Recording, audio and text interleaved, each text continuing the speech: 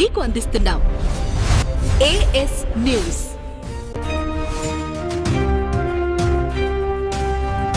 అక్షర Sagar news కి స్వాగతం. అమరావతి చట్టబద్ధత బిల్లుకు లోక్సభ ఆమోదం లభించిన సందర్భంగా గాజువాకలో టీడీపీ రాష్ట్ర అధ్యక్షులు ఎమ్మెల్యే పల్లా శ్రీనివాసరావు ఆధ్వర్యంలో సంబరాలు అంబరాన్నంటాయి.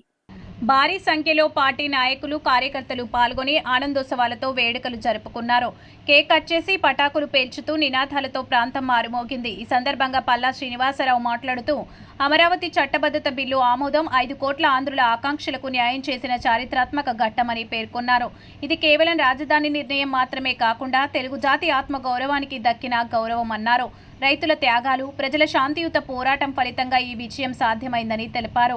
గత వైసీపీ పాలనలో అమరావతిని నిర్లక్ష్యం చేసి 3 రాజధానుల పేరుతో రాష్ట్రాన్ని గందరగోళంకి నెట్టారని పల్లా విమర్శించారు. రాజధాని అంశంపై ప్రజలను అయోమయంలోకి నెట్టి అభివృద్ధిని అడ్డుకున్నారని ధ్వజమెత్తారు. ఇప్పుడు కేంద్రం స్పష్టంగా అమరావతిని చట్టబద్ధ రాజధానిగా గుర్తించడం ద్వారా అన్ని అనుమానాలకు తెరపడిందన్నారు. ఇకపై అమరావతి అజేయమని, రాష్ట్రానికి స్పష్టమైన గుర్తింపుగా నిలుస్తుందని పల్లా స్పష్టం చేశారు. రాజధాని విషయంలో అపోహలు, తప్పుడు ప్రచారాలను ప్రజలు నమ్మవద్దని, అభివృద్ధి వ్యతిరేక శక్తుల మాటలను పట్టించుకోవాల్సిన అవసరం లేదన్నారు. అమరావతి బిల్లు ఆమోదానికి సహకరించిన ప్రధాని నరేంద్ర మోదీకి, కేంద్ర హోంమంత్రి అమిత్ షాకి కృతజ్ఞతలు తెలిపారు. ముఖ్యమంత్రి నారా చంద్రబాబు నాయుడు కృషి, కూటమి ప్రభుత్వ సంకల్పంతోనే ఈ చారిత్రాత్మక విజయం సాధ్యమన్నారు. ఈ సందర్భంగా గాజువాకలో టీడీపీ శ్రేణులు పెద్ద ఎత్తున పాల్గొని సంబరాలు జరుపుకోవడం ప్రజల్లో అమరావతిపై ఉన్న విశ్వాసాన్ని మరోసారి స్పష్టం చేసిందని పల్లా శ్రీనివాసరావు అన్నారు. వాళ్ళు ఏమంటున్నారంటే ముఖ్యమంత్రి ఎక్కడ కూర్చుంటే అదే రాజధాని అన్నాడా లేదా? ముఖ్యమంత్రి ఎక్కడ కూర్చుంటే అదే రాజధాని. దానికి కారణం ఏంటంటే విభజన చట్టంలో 10 సంవత్సరాలు హైదరాబాద్ రాజధానిగా వినియోగించుకోండి, 10 సంవత్సరాల తర్వాత మీ రాజధాని మీరు పెట్టుకోండి అన్నారు. మనం అమరావతి రాజధానిగా మనం ప్రకటించిన తర్వాత నిండు సభలో జగన్మోహన్ రెడ్డి గారు ఏమన్నారంటే నేను పూర్తిగా మద్దతు ఇస్తాను, 30,000 ఎకరాలు ఉండాలన్నారు. అలాగే ఆయన సంపూర్ణంగా నేను మనస్ఫూర్తిగా మద్దతు ఇస్తానని చెప్పి తీరా అమరావతి రైతులు ముందుకు వచ్చి గౌరవ ముఖ్యమంత్రి గారు అయినటువంటి చంద్రబాబు నాయుడు గారు ఒక చొరవతో, ఆ రోజు కూడా కూటమే నరేంద్ర మోడీ గారితో సహకారంతో, పవన్ కళ్యాణ్ గారి సహకారంతో మనం అమరావతి రాజధాని అనౌన్స్ చేసుకొని రైతులందరూ డబ్బులు మనకి భూములు ఇచ్చిన తర్వాత ఆ 33,000 ఎకరాలు తెచ్చిన తర్వాత ఏం చెప్పాలో తెలియక ఆయన 2019లో అధికారంకి వచ్చిన తర్వాత అమరావతి లేదు, 3 ముక్కల ఆట మొదలు పెట్టాడు. 3 ముక్కలు ఏంటంటే ఒకటి వైజాగ్ క్యాపిటల్ అంటాడు, ఇంకోటి వచ్చి విజయవాడ ఒక క్యాపిటల్ అంటారు, కర్నూలులో ఒక క్యాపిటల్ అంటారు. ఇది ఓన్లీ ప్రాంతాల మధ్యన చిచ్చులు పెట్టేటువంటి ప్రయత్నం. 195 దేశాలు ఉన్నాయి, రికగ్నైజ్డ్ కంట్రీస్, గుర్తింపు పొందినటువంటి 195 దేశాలు ఇది ప్రపంచంలో ఉంటే ఒకే ఒక దేశానికి 3 క్యాపిటల్స్ ఉన్నాయి. సౌత్ ఆఫ్రికా అంటే వాళ్ళు కూడా ప్రకటించింది ఏంటంటే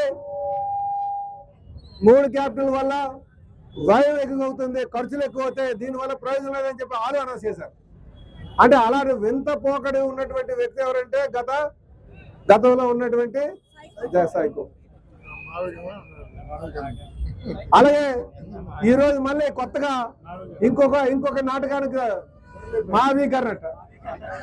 అంటే ఎవరైనా అందరూ నవ్వుకున్నట్టుగా, అంటే ఒక ముఖ్యమంత్రి స్థాయిలో ఉన్నటువంటి వ్యక్తికి అనుకున్నట్టు అందరూ ఆ రోజు ఒక ఛాన్స్ అని చెప్పి ప్రజలను మభ్యపెట్టి అధికారంకి వచ్చారు తప్ప ఏ కోసాన్ని కూడా ఒక ముఖ్యమంత్రి పదవికి తీసుకోవడానికి అర్హత లేనటువంటి వ్యక్తి జగన్మోహన్ రెడ్డి గారు అని చెప్పి ఈ సందర్భంగా తెలియజేస్తున్నారు. ఎందుకంటే ఈయనకంతా కూడా స్వార్థం, కక్ష సాధింపు, అలాగే అధికార దుర్వినియోగం, దోపిడీ, అలాగే దాళ్ళు, అంతే తప్ప ఎక్కడా కూడా భవిష్యత్ తరాలు దృష్టిలో పెట్టుకొని నిర్మాణం చేయాలి, అభివృద్ధి చేయాలని ఒక ఆలోచన లేదు. అందుకే మీ అందరికీ తెలియజేస్తున్న సోదరులారా, ఈరోజు మనం గొప్పగా చెప్పుకోవాల్సినటువంటి రోజు, చరిత్రలో మిగిలిపోయినటువంటి రోజు. అమరావతి అన్నా రాజధాని అన్నా ఒక భావోద్వేగం, ఒక భవిష్యత్తుకి బాట. అలాగే ఏ రాష్ట్రానికైనా ఏ దేశానికైనా సరే రాజధాని అంటే దాని ముఖ చిత్రం. ఆ ముఖ చిత్రమైనటువంటి అమరావతి ఈరోజు సాధ్యపడినందుకు, కేంద్ర ప్రభుత్వం ఆమోదించినందుకు, అలాగే అసెంబ్లీ, పార్లమెంటు, అలాగే రాజ్యసభ ఆమోదించినందుకు నేను నరేంద్ర మోడీ గారికి ప్రత్యేకంగా ధన్యవాదాలు తెలియజేస్తున్నా. అలాగే నిరంతరం నిస్వార్థమైన సహకారం తీసినటువంటి పవన్ కళ్యాణ్ గారు, మా డిప్యూటీ సీఎం గారికి ధన్యవాదాలు తెలియజేస్తున్నా. ఒక విజనరీ లీడర్ అయినటువంటి తెలుగుదేశం పార్టీ జాతీయ అధ్యక్షులు గౌరవ ముఖ్యమంత్రి గారికి నేను ధన్యవాదాలు తెలియజేసుకుంటున్నా. అలాగే మా యువ నాయకులు, భవిష్యత్ నాయకులు లోకేష్ గారికి నేను ధన్యవాదాలు తెలియజేసుకున్నా. అలాగే మరి ముఖ్యంగా 3 పార్టీ నాయకులకి నేను ప్రత్యేకంగా ధన్యవాదాలు తెలియజేసుకున్నాను. అలాగే అమరావతి కోసం భూములు ఇచ్చి త్యాగం చేసి పోరాటం చేసినటువంటి రైతులకి పాదాభివందనాలు చేస్తున్నారని చెప్పి ఈ సందర్భంగా తెలియజేస్తున్నాను. కనుక మిత్రులారా, రాజకీయంలోకి వచ్చారంటే ఒక నిబద్ధత ఉండాలి, మాట కట్టుబడాలి. మాట కట్టుబడిన నిజమైనటువంటి నాయకుడు. అది దురదృష్టం. ఈయన మనకి ఎవరైతే అపోజిషన్ కింద ఉన్నారో, ఎవరైతే లాస్ట్ టైం సీఎం కింద చేశాడో వాళ్ళు ఉండడం చాలా దురదృష్టం అని చెప్పి తెలియజేస్తూ ఈరోజు మన పిల్లలందరూ కూడా గౌరవంగా చెప్పుకోవచ్చు, మీ రాజధాని ఏంటంటే అమరావతి అని. గత 5 సంవత్సరాలుగా పిల్లలు కూడా చెప్పుకోలేదు, ఎందుకంటే స్కూళ్ళని తీసి పడేశారు. 3 రాజధానులను ఎవరు చెప్తారు? రాజధాని లేనటువంటి రాష్ట్రంగా గత 5 సంవత్సరాలు పాలించి కేవలం విశాఖపట్నాన్ని రాజధాని అని చెప్పి మొత్తం దోపిడీ చేశారు. మొత్తం మన ప్రజలందరూ కూడా బెంబేలెత్తిపోయారు అంతే. మరి అందుకే భారీ మెజార్టీలు ఒక్కొక్కరికి ఇచ్చారు. మీరు ఒకసారి చూడండి, వాళ్ళు చేసినటువంటి దోపిడీ ప్రజలందరూ కూడా గమనించారు. మనకి రేపు ఆర్థిక రాజధానిగా విశాఖపట్నం కాబోతుంది. పెద్ద పెద్ద దిగ్గజ కంపెనీస్ వస్తున్నాయి. అలాగే రాయలసీమలో డ్రోన్ హబ్ వస్తుంది. అమరావతి ప్రాంతంలో అద్భుతమైన రాజధాని నిర్మాణం చేసుకున్నాం. ఎప్పుడైనా సరే భవిష్యత్ తరాలకు కూడా చెప్పండి, ఎక్కడైతే జ్యుడిషియరీ కానీ, ఎగ్జిక్యూటివ్ కానీ, లేకపోతే లెజిస్లేటివ్ కానీ ఒకే ప్రాంతంలో ఉండాలి.